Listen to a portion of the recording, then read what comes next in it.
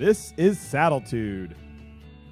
On today's show, we sit down with Joe Davies to talk about the Maryland Steeplechase Series and recap the Manor races.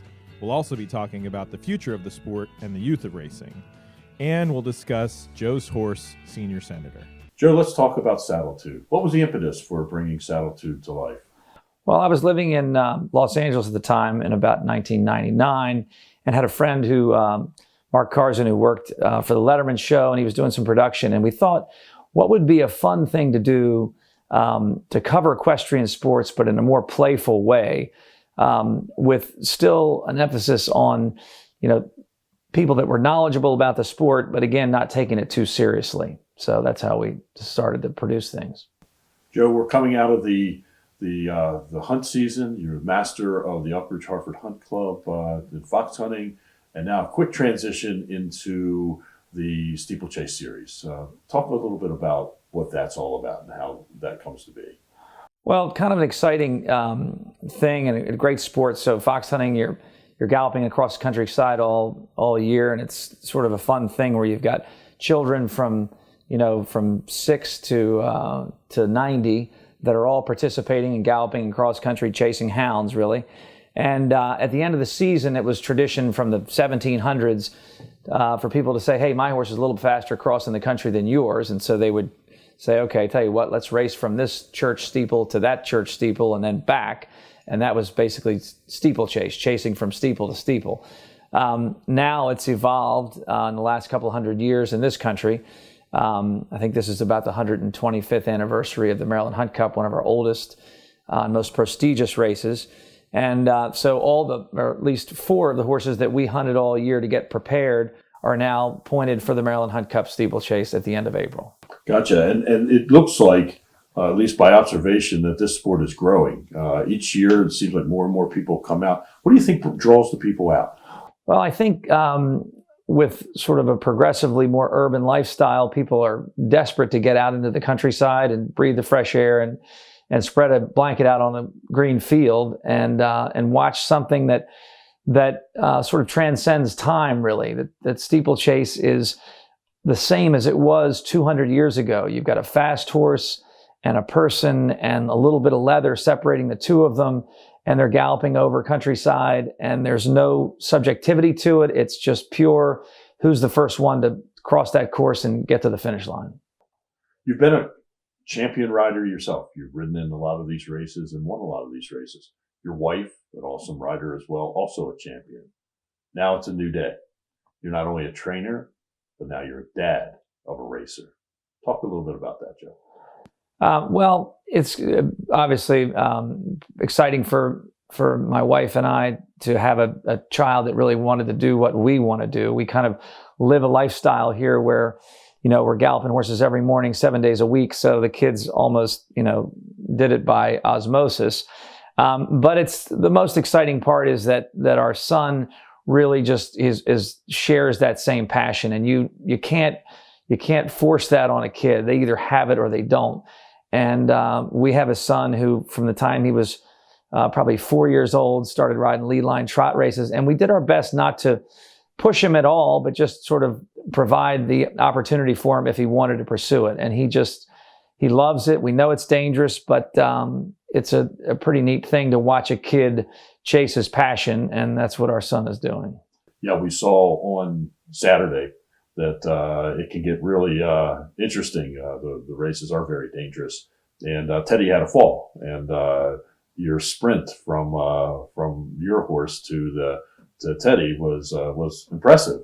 What was going through your mind at that point? Well, that was an unusual situation where they kind of redesigned a course at Uckridge Hartford, and it maybe was a little tight for the kids on thoroughbred ponies to make this one turn.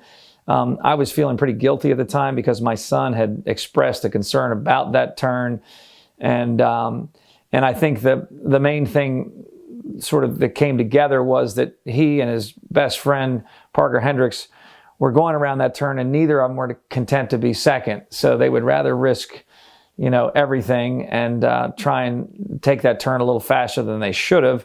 And unlike a motorcycle or a race car where you can sort of back off the throttle, once you get a horse, or in this case, a thoroughbred pony, up to that kind of speed where they're at 35 miles an hour, they become a little harder to steer, and they become, a little less likely to sort of go where you want them to go, and they sort of go in the natural direction of the turn. And that was one of those cases. So, I was pretty concerned, but my son's a wrestler at Boys Latin and a pretty tough little guy, and I was reasonably hopeful that he was okay. Well, the good news is he was okay, and he will be up to race another day, right? Yeah, he actually spent a little time at Johns Hopkins and got to learn a little bit about our healthcare system. And after 12 hours in the emergency room, he came back with initially a cast on his elbow, but after a few more days and some more testing, he was able to get that off, and he'll be riding this weekend. Your horse, Senior Senator, who's a champion of his own, has won the Hunt Cup in the past and is a favorite for this year's Hunt Cup. He won his race. Talk a little bit about Senior Senator. It's pretty special, right? He is. I mean, he's an amazing horse, and you spend your whole life looking for a freak of a racehorse, and he's been so exciting to be a part of. He was basically like a special needs child, and that had all this talent, but nobody knew it. And he was at the racetrack, and he would freeze coming out of the stall every day and run backwards, and sort of was misunderstood, and would run, shake his rider loose and run down the track. And every time he ran, he would unseat his jockey 2 or 3 times on the way to the start. And we were able to, we claimed him sort of not knowing that he had all these idiosyncrasies, and we brought him back, and we almost gave up on him a few times. He jumped the partition of the trailer, he ran down the road, got injured sliding 30 feet on the pavement. I mean, he just was, we took him to Fair Hill, and he lost his jockey and jumped into the crowd running through the stands. But anyway, at age 4, after we'd had him for about a year, we got this young rider, amateur rider named Eric Peretz, and the two of them together, and my wife doing a lot of the early schooling, and we just kind of figured him out, and it became magic ever since. And he's won 2 Grand Nationals, 2 Maryland Hunt Cups, and he's going for his 3rd, and he had a great prep on Saturday. We'll be taking a quick break, and when we come back, we're going to visit Senior Senator in the barn.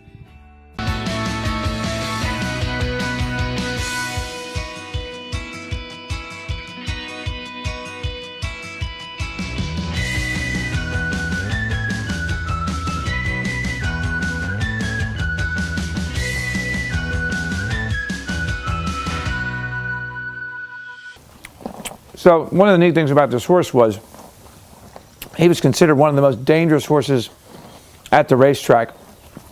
Like, you couldn't get around him. So all the veterinary crew and so on, when he would go to the races before he ran, it's marked on a sheet at every major racetrack in the United States to stay away from him, and don't even try and get near his legs or identify him, because he's that dangerous. It's just so exuberant. That when he's at the races, and he's a little bit claustrophobic. And so we figured that out, and we couldn't get a bridle on him at the races, so we put the bridle on ahead of time. And when he travels in a horse trailer, the minute we get to the races and he hears the loudspeaker, he has to get out. Like, we have it staged so that someone's there at the ramp to let him down, because otherwise he will explode out of the trailer. He has a companion, Fernando, who's a miniature donkey that comes to all the races with him. Joe, let's talk about each of the 4 races on Saturday. How about the first race? What was your perspective on that race? Feature race at the Manor, amazing race. And again, interesting to note that unlike other venues in Maryland, they run the feature race first. So the best horses get the best footing, and the jockeys get to ride their best horses first, which is a great tradition. In the first race, we had Doc Sabu, who's a 2-time national timber champion, only been beaten a couple times, ran a terrific race right until the second to last fence, but got a little distracted, was pressed by some good horses, and made a mistake. He didn't fall, but his rider, Hayden Frost, who's a terrific rider, got unseated, and that set it up for Mystic Strike, who's another great horse, and he and Witter battled down the stretch, and Mystic Strike prevailed. Race number 2, the John Russ Street Memorial. That was a terrific race, and it came down to Skodik and a horse called Sadish. The fascinating thing about that was the rider who was unseated in the first race, Hayden Frost, dusted himself off and got up for the win for Jack Fisher, who's descended from the fellow that the race is named after, John Rush Street. Race number 3, you had Eric Peretz riding Some Response. How'd that go for you? Well, not quite as planned. Some Response might have been a little dull from his 20-length victory the week before at Elkridge Hartford, which set it up for Jack Fisher in Political Theater. Hayden Frost again, back to form. He won the race before. He got unseated in the first, but proved that he was no worse for the wear. And Political Theater ran terrific, and it was an exciting finish right up to the very end with Renegade River in second. The last race of the day, the John Shapiro Memorial. This is a race named after your stepdad, and very famous and a person who was very influential in racing in the state of Maryland. Talk us through that last race. A great race and a great man. My stepfather was hunted with the Elkridge Hartford for 40 years and started the first international horse race that was really a predecessor of the Breeders' Cup.